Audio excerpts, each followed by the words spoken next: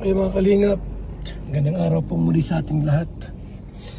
Itong si Michelle Japina po, no? Nag-post sa kanyang community, no? Regarding sa issues sa Patulpo. Kung kailan po patapos na yung issue po saka magko-content, wag na. Mahirap yung pauli-huli ay kasi baka kung madiskarel lang, kamali ka pa ng content tapos may mag-reaction, baka magalit lang kayo. Dapat pag mag-content kayo ng issues, yung talagang updated kayo, patapos na. Mag-content pa si Michelle Japina, wala na. Kung baga sana po ang tira, latak na lang. Dapat pag may issue, sumabay. Pag di ka makasabay sa issues, baka kung sasabihin mo, kung baga sana po, paso na. Yan, nag-comment po sa kanyang basahin ko lang ha.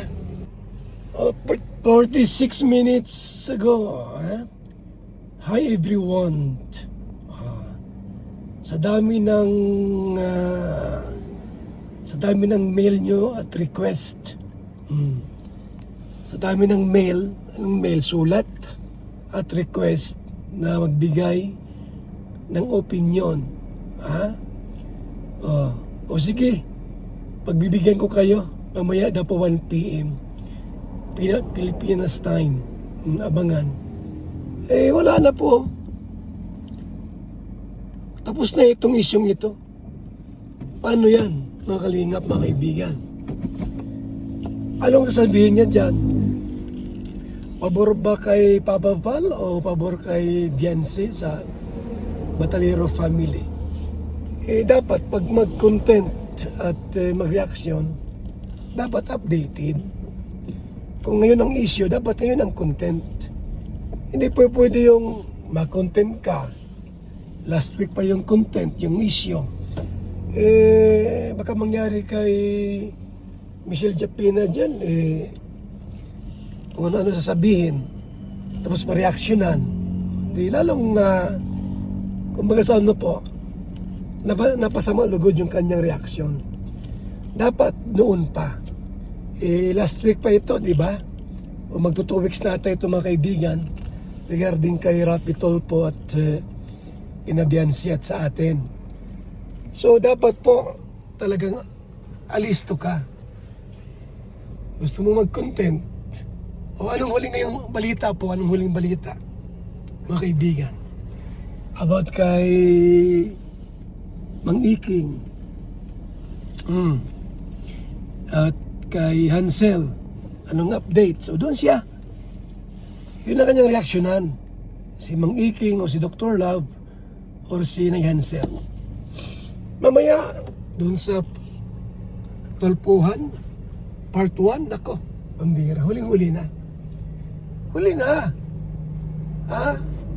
Dapat palisto pagka may mga issues na ganyan at gusto mong mag-content. Dapat updated. Hindi pwedeng last week pa, last 2 weeks pa yung problema, yung issues. Saka ka magko-content. Yan ang mangyayari sa'yo. Baka pagtawanan ka lang. Yun, mga kaibigan. Shout out po sa ating lahat. Mga kalingap, talagang nilusob ng mga reactor ang Team Kalingap. Masaya ba sa amin? Anong balita po? Masaya ba sa Team Kalingap? Inintay ko nga po na bumalik si Chris Olo at saka si Mitch. Inihintay ko nga po na bumalik sa Kalingap at mag-content sa Kalingap. Kasi alam mo na, pag sa politics, walang kasiguruhan. At pag nagkamali ka ng content dyan, kung sino sinusuportahan mo, delikado rin. At least sa Kalingap po, kung bagas dito po, hindi ganong, di ba?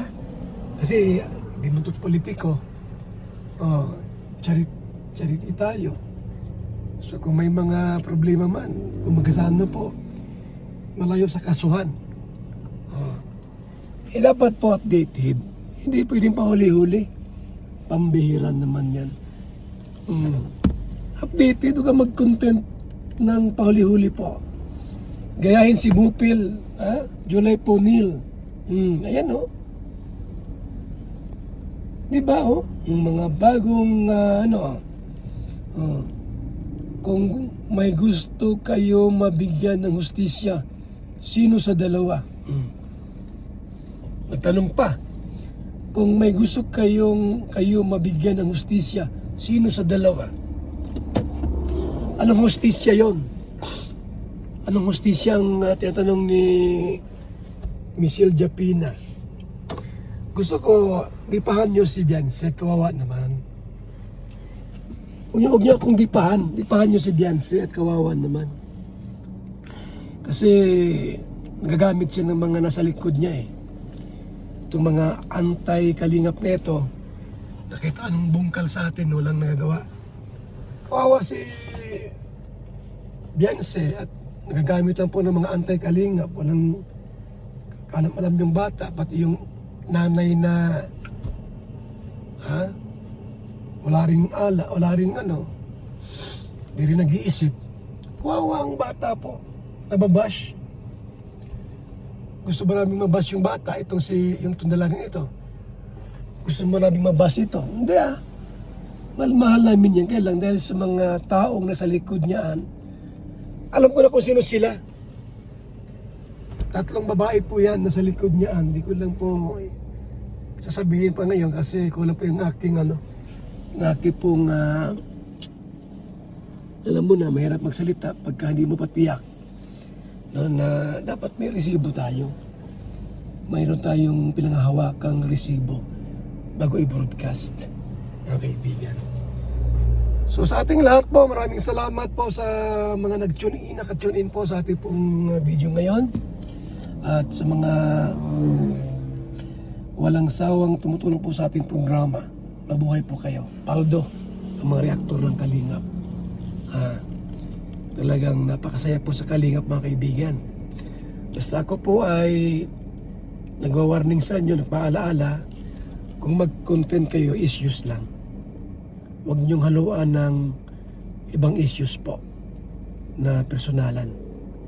Kasi alam niyo nga ako, nagdidemanda ako. Pag hindi makatarungan po ang content ninyo, nagdidemanda talaga ako. Dapat po makatarungan kayo. Issues lang. Opinion nyo. Huwag niyong balahurain ang tao. Huwag kayong balahura po. Ako, content lang po. Wala akong binabalahura dito. Wala. Content lang. Anong issue, doon lang tayo. Mga kaibigan. Okay. Salamat po sa ating lahat. Ako po ay nandirin sa highway ng Maharlika at ako po ay naghahanap po ng mga ma-scout at matutulungan. Alam niyo naman ako ay charity vlogger. At the same time, reactor din po ako. No? So mga kaibigan, mabuhay po kayong lahat and God bless po sa ating lahat, mga kaibigan.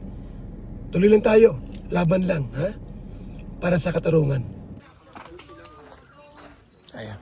Bulang pa ng kapag. Kam lang Tama na. Ano na Ha? Ano na? Ano dito to? Dosi.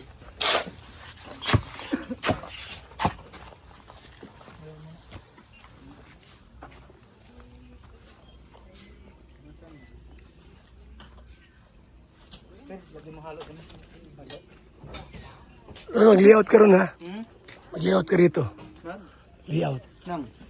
Para sa maliit na lang. Para sa office ng asosasyon. Layout ng dito. Kaya dito siguro, no? Gate yan Gate. Gate din yan. Gate dito, may tatayo ka dito. Ano lang open lang siya para sa isang kubo. Hindi, office. Office. May kwarto rin yun.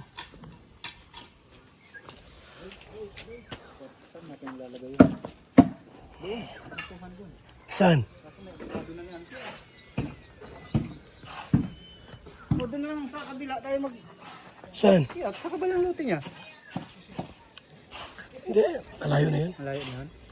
Ito lang oh. Dito, pwede dito.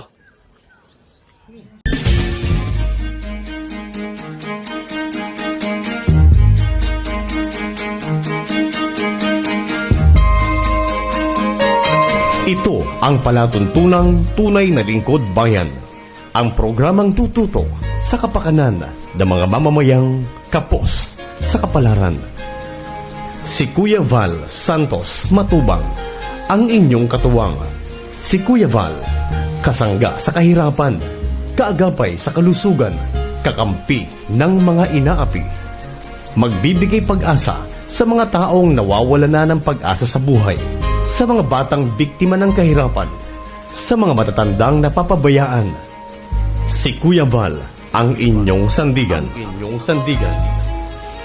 Val Santos Matubang, sa palatuntunang lingap sa mahihirap.